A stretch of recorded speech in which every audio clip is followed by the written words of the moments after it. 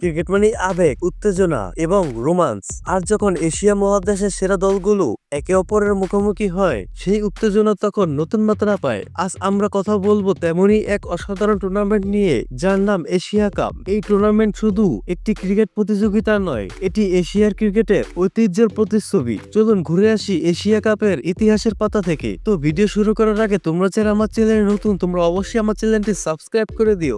Asia কাপের সূচনা। Asia কাপের যাত্রা শুরু হয়েছিল 1984 সালে। এশিয়ার দলগুলোর মধ্যে একতা বাড়ানো এবং ক্রিকেটের প্রসারের লক্ষ্য নিয়ে এশিয়া ক্রিকেট কাউন্সিল (ACC) এই টুর্নামেন্ট আয়োজন করে। প্রথম আসরটি বসেছিল সংযুক্ত আরব আমিরাতে এবং তাতে অংশ নিয়েছিল ভারত, পাকিস্তান ও শ্রীলঙ্কা। সেই প্রথম আসরের চ্যাম্পিয়ন হয়ে ইতিহাসে নাম লেখায় ভারত। প্রথম দিকে এটি সাধারণত 50 ওভারের ওয়ানডে ফরম্যাটে অনুষ্ঠিত হলেও ক্রিকেটের জনপ্রিয়তা বাড়াতে এবং টি-20 বিশ্বকাপের আগে দলগুলোকে প্রস্তুতির সুযোগ দিতে 2016 সাল থেকে মাঝে মাঝে টি-20 ফরম্যাটও খেলা হয়েছে। এই পরিবর্তন টুর্নামেন্টকে আরো আকর্ষণীয় করে তুলেছে। শ্রেষ্ঠত্বর লড়াই। চ্যাম্পিয়নদের তালিকা। এশিয়া কাপের ইতিহাসে সবচেয়ে সফল দল হলো ইন্ডিয়া, যারা এই পর্যন্ত সবচেয়ে বেশিবার শিরোপা জিতেছে। ইন্ডিয়া ও শ্রীলঙ্কার মধ্যে এই টুর্নামেন্ট এক ধরনের আধিপত্য দেখা যায়। চলুন দেখে নেই কোন দল কতবার এশিয়া কাপ জিতেছে। ভারত 8 বার, 1984, 1988, 1990-91, 1995, 2010, 2016, 2018 এবং 2023।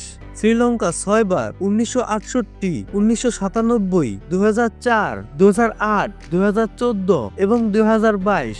পাকিস্তান 2 বার, 2000 এবং 2012। এই পরিসংখ্যান থেকে বোঝা যায় ভারত এবং শ্রীলঙ্কা কতটা প্রভাবশালী দল। তবে পাকিস্তানও নিজেদের যোগ্যতার প্রমাণ রেখেছে। বাংলাদেশের এশিয়া কাপের রোমাঞ্চকর ইতিহাস। বাংলাদেশ এখনো এশিয়া কাপে শিরোপা জিতে নেই। বাংলাদেশ এখনো এশিয়া কাপে শিরোপা জিতে না পারলেও তাদের পারফরমেন্স নিয়ে গর্ব করার মতো অনেক কিছু আছে। বাংলাদেশ 3 বার ফাইনাল খেলে শক্তিশালী দলগুলোকে কঠিন চ্যালেঞ্জ জানিয়েছে। ফাইনাল লিস্ট বাংলাদেশ 2012 সাল। এটি ছিল বাংলাদেশ ক্রিকেট ইতিহাসের এক স্বপ্নময় টুর্নামেন্ট। ফাইনালে পাকিস্তানের বিপক্ষে মাত্র 2 রানের জন্য শিরোপা হাতছাড়া হয়। মুশফিকুর রহিম, সাকিব আল হাসান এবং তামিম ইকবালের অসাধারণ পারফরমেন্স সত্ত্বেও শেষ পর্যন্ত জেতা সম্ভব হয়নি। ম্যাচ শেষে সাকিব এবং মুশফিকের কান্না আজও অনেক ক্রিকেট প্রেমীদের মনে দাগ কেটে আছে। এই টুর্নামেন্টে বাংলাদেশ ভারতকে হারিয়েছিল, যা ছিল এক ঐতিহাসিক জয়।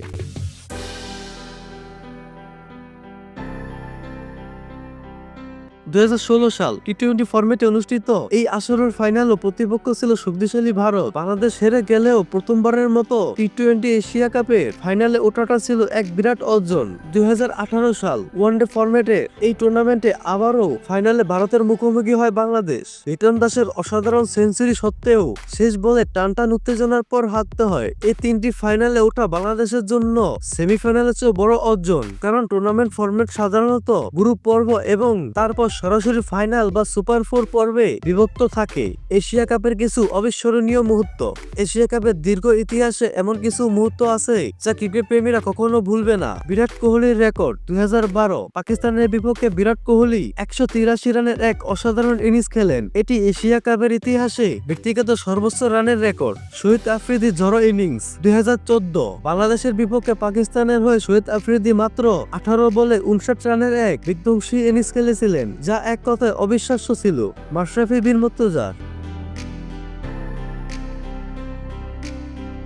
বিন মুর্তজার নেতৃত্বে 2012, 2016 এবং 2018 সালের এশিয়া কাপে বাংলাদেশ দলের অধিনায়ক হিসেবে মাশরাফি প্রতিটি টুর্নামেন্ট তার অসাধারণ নেতৃত্ব গুণ দিয়ে দলকে ফাইনালে নিয়ে গিয়েছিলেন। তার অনুপ্রেরণামূলক নেতৃত্ব বাংলাদেশ ক্রিকেটে এক নতুন প্রাণ সঞ্চয় করেছিল। শেষ বলের রোমান্স। অনেক ম্যাচে শেষ বলে জয় পরাজয় নির্ধারিত হয়েছে, যা দর্শকদের জন্য ছিল শ্বাসরুদ্ধকর এক অভিজ্ঞতা।